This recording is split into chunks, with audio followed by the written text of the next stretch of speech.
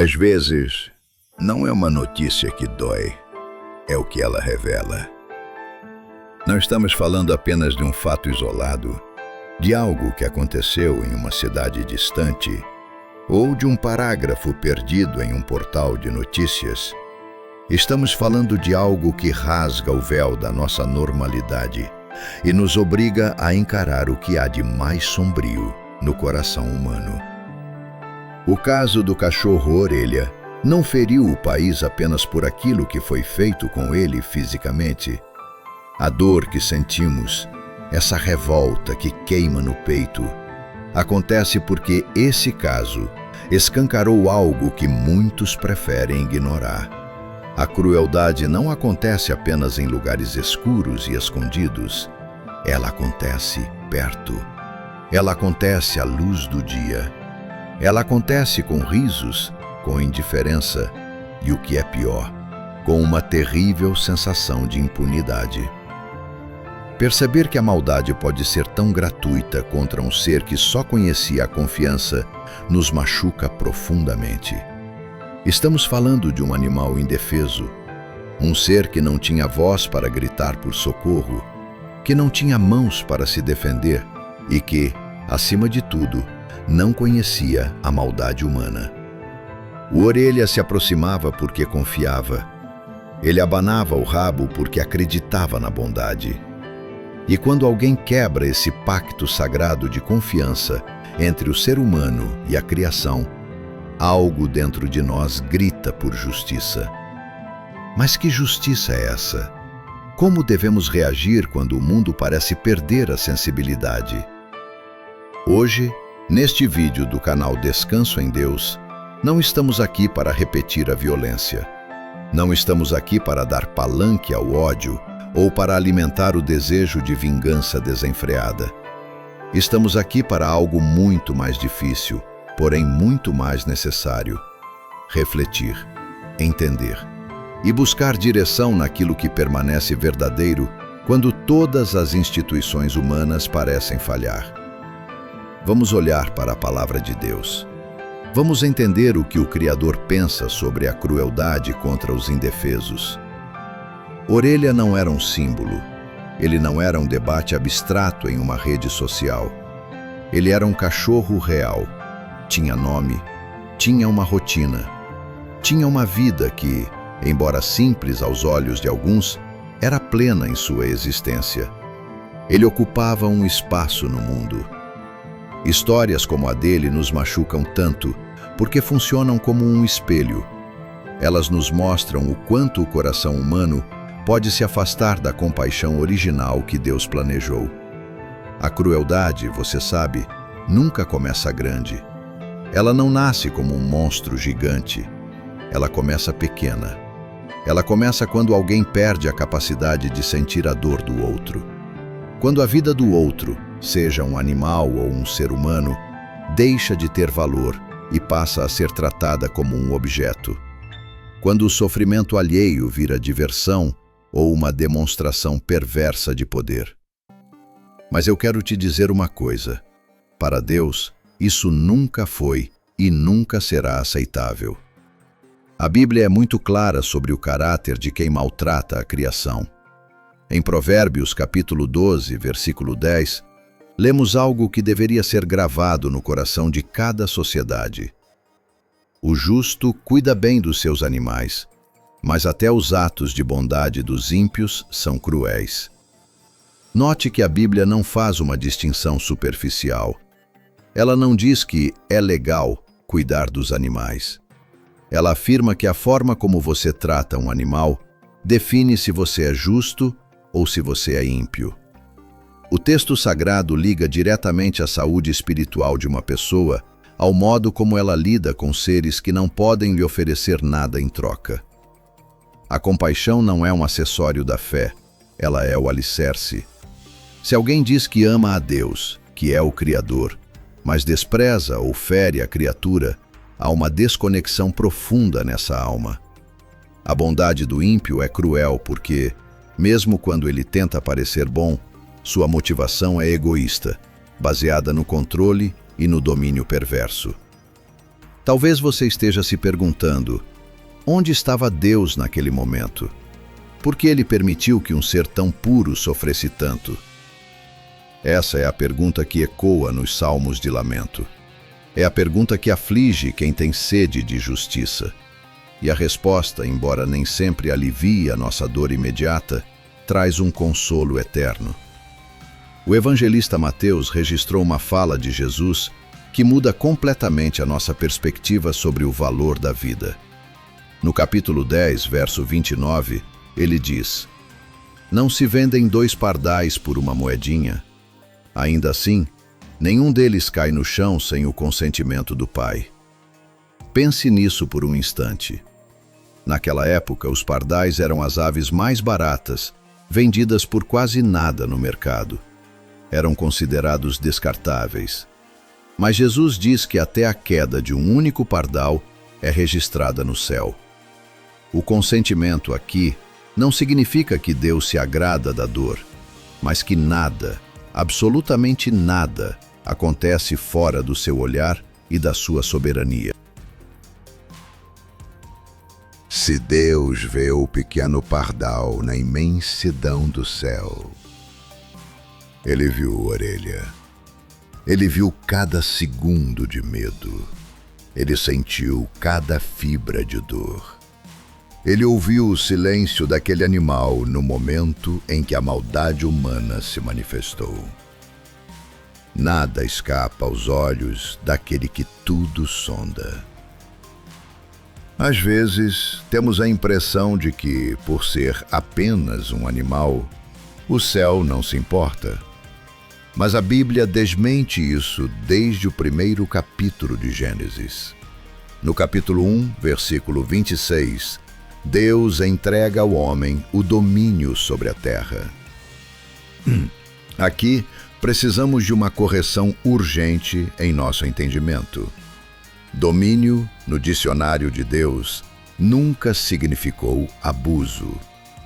Nunca significou licença para torturar, para descartar ou para usar a vida alheia por puro prazer ou negligência. No original bíblico, o domínio confiado ao homem é o domínio de um zelador, de um mordomo. É o domínio do cuidado. É a responsabilidade de governar a criação, refletindo o caráter do Criador. Quando o homem usa suas mãos para destruir aquilo que deveria proteger, ele não está exercendo domínio. Ele está cometendo pecado.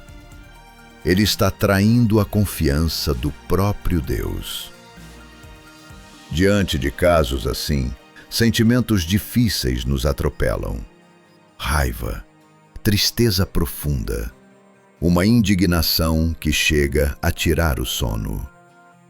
E eu quero te dizer, sentir isso é um sinal de que você ainda é humano. É um sinal de que o seu coração ainda bate em sincronia com a justiça. O problema é quando essa dor começa a nos transformar naquilo que nós mesmos condenamos. O desejo de pagar o mal com o mal, de buscar uma vingança com as próprias mãos, é uma tentação constante. Mas é aqui que a Bíblia nos chama para um caminho mais alto, um caminho de confiança.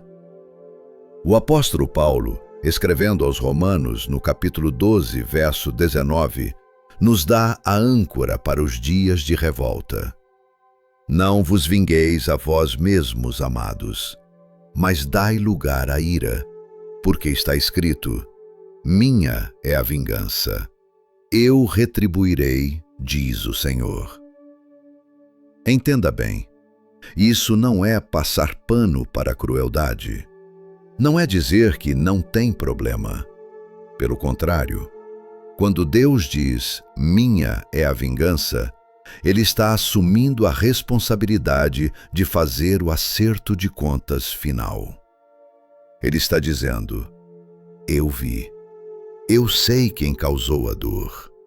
Eu sei quem agiu na escuridão, achando que ninguém estava olhando. E o meu tribunal é perfeito. Isso nos permite descansar, não porque a dor passou, mas porque sabemos que nenhum ato de crueldade ficará impune na eternidade. A justiça humana falha. Ela é lenta, às vezes é cega para os pequenos, às vezes é comprada pelo poder. Mas a justiça de Deus não falha. Ela não tem lacunas. Ela não aceita desculpas vazias. Casos como o do Orelha nos fazem uma pergunta incômoda como sociedade. Que tipo de mundo estamos construindo? Se nos tornamos indiferentes ao sofrimento de um cão, quanto tempo levará para sermos indiferentes ao sofrimento do nosso vizinho, do órfão ou do idoso? A crueldade é um veneno que se espalha. Quem é cruel com um animal mostra uma rachadura profunda em seu caráter que, se não for tratada, destruirá tudo ao redor. Talvez você esteja ouvindo isso agora com o peito apertado. Talvez a imagem do Orelha ou de tantos outros seres que sofrem em silêncio pelo mundo não saia da sua cabeça. Eu te convido a levar isso a Deus. Não guarde essa revolta para si. Transforme-a em oração e em mudança de atitude. O Salmo 139 diz: Senhor, Tu me sondas e me conheces. Sabes quando me sento e quando me levanto. De longe percebes os meus pensamentos. Deus conhece a sua indignação. Ele conhece a lágrima que caiu do seu rosto.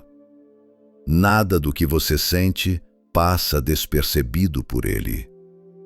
Que histórias como esta não nos tornem pessoas frias, amargas ou sem esperança. Pelo contrário, que elas nos tornem mais atentos. Que nos façam olhar para o lado e proteger quem precisa de proteção. Que nos façam ser a voz de quem não pode falar. A dor não deve endurecer o nosso coração. Ela deve nos aproximar do coração de Deus, que é o refúgio para todos os aflitos. Hoje, não respondemos com ódio. Respondemos com consciência.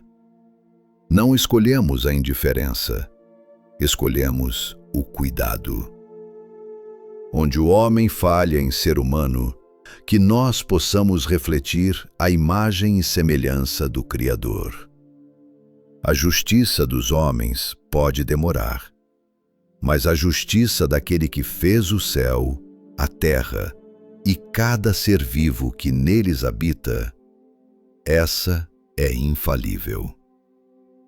Descanse nessa certeza. A vida de cada criatura é preciosa para o Pai. E no final de todas as coisas, a compaixão vencerá a crueldade. Se essa reflexão trouxe algum conforto para o seu coração, ou se te fez pensar sobre a importância de protegermos a criação de Deus, eu te peço um gesto simples. Curta este vídeo. Isso ajuda essa mensagem de compaixão a chegar a mais pessoas que também estão sofrendo com essas notícias. Comente aqui embaixo: a justiça de Deus não falha. Vamos encher esse espaço de luz em vez de trevas. Compartilhe este vídeo com alguém que ficou tocado por essa história e que precisa de uma palavra de esperança. E, se você ainda não é inscrito, inscreva-se no canal Descanso em Deus. Aqui, buscamos encontrar paz e sabedoria, mesmo em um mundo que muitas vezes parece ter esquecido o valor sagrado da vida. Fique em paz, que o Senhor proteja o seu coração e te dê sabedoria para ser um instrumento de cuidado neste mundo. Até o próximo vídeo.